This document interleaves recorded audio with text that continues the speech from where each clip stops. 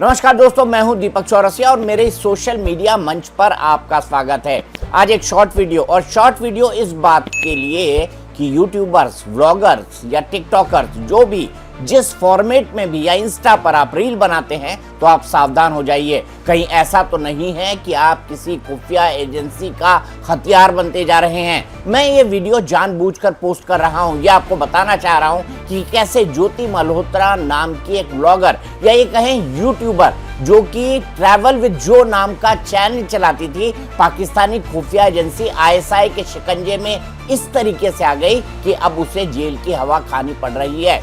देखिए, मैं आपको बताता हूँ क्या होता है कि थोड़े से व्यूज पाने के लिए, थोड़े से पैसे पाने के लिए, थोड़ा सा ट्रैवल करने के लिए, थोड़े से लालच के अंदर हम ऐसे प्रलोभनों के अंदर आ जाते हैं और उसके बाद एक ऐसे मकर जाल के अंदर उलझ जाते हैं जिस मकर जाल से निकलना कभी कभी मुश्किल हो जाता है।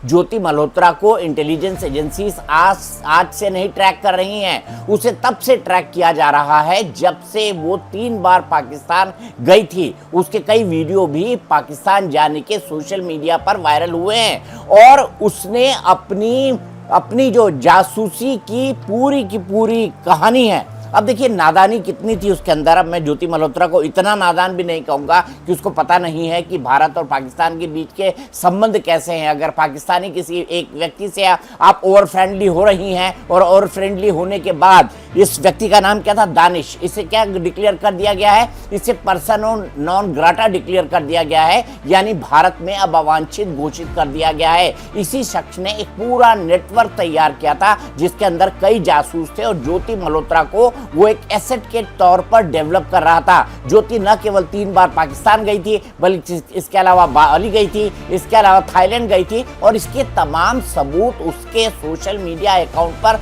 उपलब्ध हैं। लेकिन सबसे आश्चर्यजनक बात यह है कि पहलगाम हमले के बाद वो संदिग्धों की लिस्ट में कैसे आई। वो संदिग्धों की लिस्ट में कुछ इस तरह से आई कि उसके वीडियो, क्योंकि जब भी कोई आदमी पाकिस्तान जाता है तो वो खुफिया एजेंसियों की लिस्ट में अपने आप आ जाता है। कभी एक्टिवली आता है, कभी नॉन एक्टिवली आता है, लेकिन खुफिया एजेंसियों की लिस्ट में ज्योति कब आई, जब वो एक के बाद एक पाकिस्तान जाने लगी। इसके अलावा उसके फोन कॉल्स पाकिस्तान के अधिकारियों के साथ इंटरसेप्ट किए जाने लगे। वो अलग अलग फोरम का इस्तेमाल करती थी, जैसे वो व्हाट्सएप का इस्तेमाल करती थी, जैसे वो स्नैपचैट का इस्तेमाल करती थी, जैसे वो टेलीग्राम का इस्तेमाल करती थी और इन तमाम चीज़ों के इस्तेमाल से वो सूचनाओं का आदान प्रदान पाकिस्तानी सेना के इस अफसर, पाकिस्तानी एम्बेसी के इस अफसर दानिश से क्या करती थी।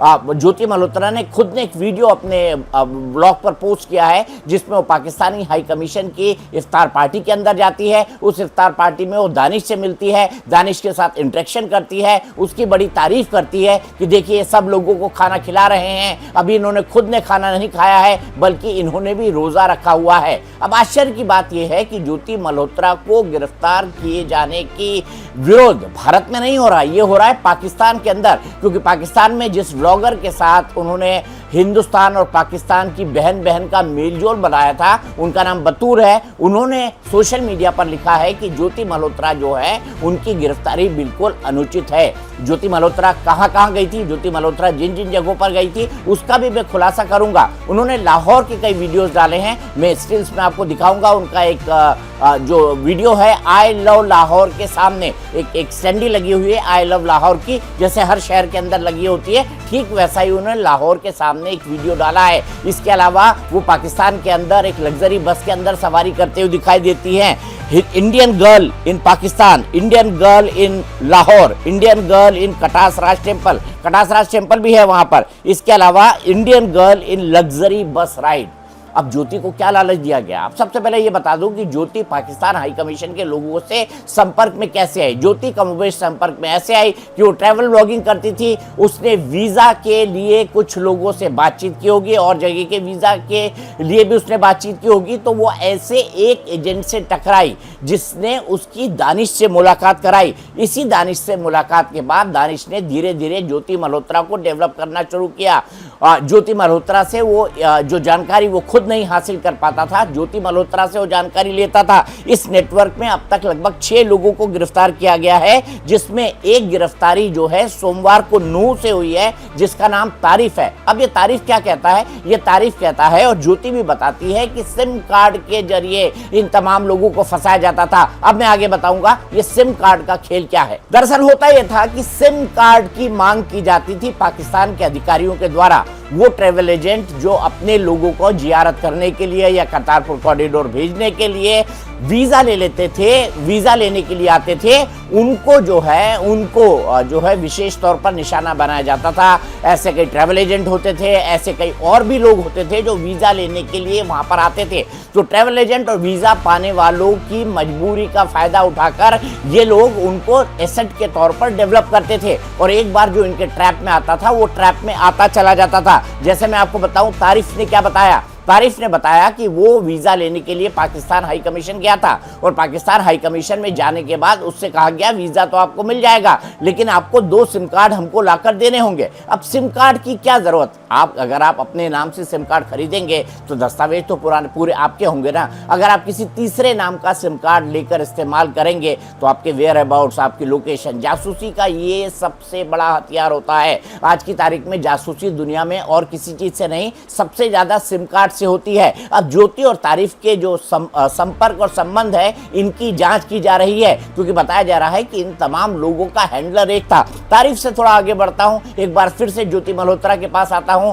ज्योति मल्होत्रा का किरदार इसलिए भी दिलचस्प होता जा रहा है क्योंकि ज्योति मल्होत्रा ने यह व्लॉगिंग कोविड के बाद शुरू की थी। बताया जाता है कि 2021 के अंदर वो पाकिस्तानी एम्बेसी गई थी और तब से उन लोगों के लगातार संपर्क में बनी हुई थी। इसके अलावा जब वो पाकिस्तान गई थी तो उसको पाकिस्तान इंटेलिजेंस के एक बड़े ऑपरेटिव शाकिर से मिलवाया गया। ये शाकिर कौन है? ये पाकिस्तानी इंटेलिजेंस का आरोपी है।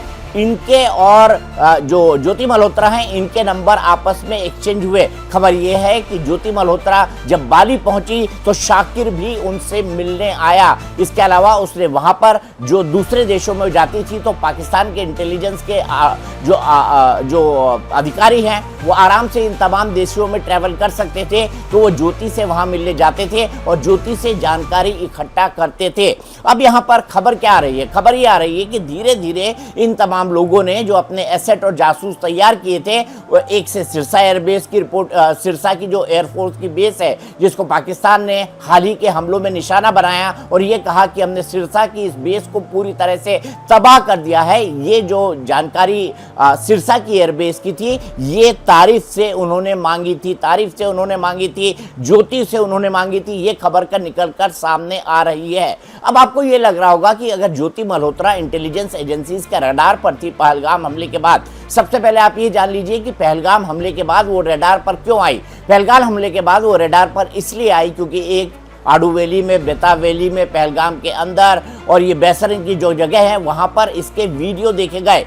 इसके पहले वो पाकिस्तान गई थी और खबर ये भी आ रही है कि पाकिस्तान से, अब ये तो सार्वजनिक उसका ब्लॉग था, तो वो वैली कैसी है, लोग वहाँ कैसे रहते हैं, कितनी डिस्टेंस है सिक्योरिटी फोर्सेस का, ये तमाम जानकारी ज्योति ने उपलब्ध कराई होगी, ऐसा माना जा रहा है। ज्योति के इसी ट्रैक रिकॉर्ड के आधार पर उसका पहलगाम जाना, उसका बार बार पाकिस्तान जाना, पाकिस्तान हाई कमीशन के दानिश के संपर्क में रहना, इसके अलावा शाकिर जो पाकिस्तान इंटेलिजेंस का एक बड़ा ऑपरेटिव है उसके संपर्क में रहना, ये जो तमाम चीजें थी ये ज्योति को संदेहास्पद बना रही थी। खासतौर से पहलगाम के बाद का उसका वीडियो और उसी के बाद जो है ज्योति मल्होत्रा से ये कहा को आगाह भी किया गया। खबर ये है कि इंटेलिजेंस एजेंसीज ने आगाह किया कि ऐसे लोगों से आपका संपर्क उचित नहीं है, लेकिन ज्योति मल्होत्रा ने इससे इनकार किया। उसका सतत संपर्क जो है पाकिस्तान उच्चायोग के इन अधिकारियों के साथ जारी रहा, पाकिस्तान के इंटेलिजेंस के अधिकारियों के साथ जारी रहा। उसका पाकिस्तान से जानकारी देना और पाकिस्तान से जानकारी लेना, ये दोनों जारी रहा। बेसिकली ज्योति को लालच क्या दिया गया? ज्योति को लालच ये दिया गया कि आप पाकिस्तान जाएंगी, आप अच्छा ट्रैवल ब्लॉग बनाएंगी तो लोग आपको देखेंगे, क्योंकि पाकिस्तान में आमतौर पर व्लॉगर्स को जाने नहीं दिया जाता, भारतीय व्लॉगर्स को तो बिल्कुल जाने नहीं दिया जाता। दूसरा ये कहा गया कि हमारे जो ISI के ऑपरेटिव्स हैं, ये जो हमारा नेटवर्क है वो न केवल आपके फॉलोअर्स बढ़ाएगा बल्कि आपके व्यूज भी बढ़ाएगा, कुछ वीडियो हैं ज्योति के जो काफ़ी फेमस हुए हैं, 3 लाख से ज़्यादा फॉलोअर उसके यूट्यूब पे हैं। इसके अलावा लगभग 1,35,000 फॉलोअर्स उसके इंस्टाग्राम के ऊपर है।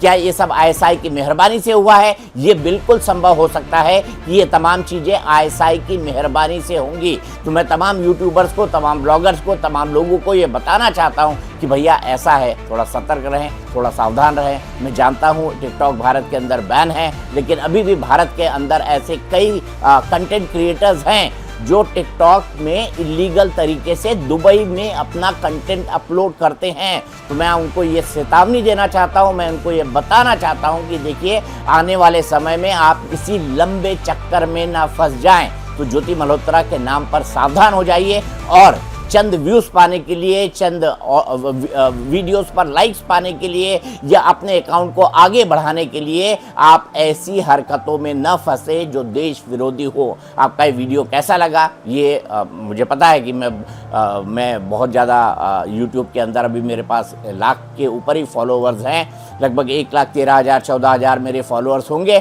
लेकिन अपने अनुभव के आधार पर मैं यूट्यूबर्स और ब्लॉगर्स जो बिल्कुल नए हैं, जिन्होंने अपनी अपनी सफ़र की शुरुआत की है, जो बहुत शिद्दत से काम करते हैं, मैं उनको ये कहना चाहता हूं कि ऐसा ना हो किसी लालच में आप एक लंबे चक्कर में उलझ जाएं और बाद में देशद्रोही कहलाएं। ऐसा न करिए। अभी तक इस पूरे नेटवर्क के अंदर लगभग 1 दर्जन से ज़्यादा, आधे दर्जन से ज़्यादा लोगों की गिरफ्तारी हो चुकी है और लोगों का नंबर अभी भी लाइन पर है।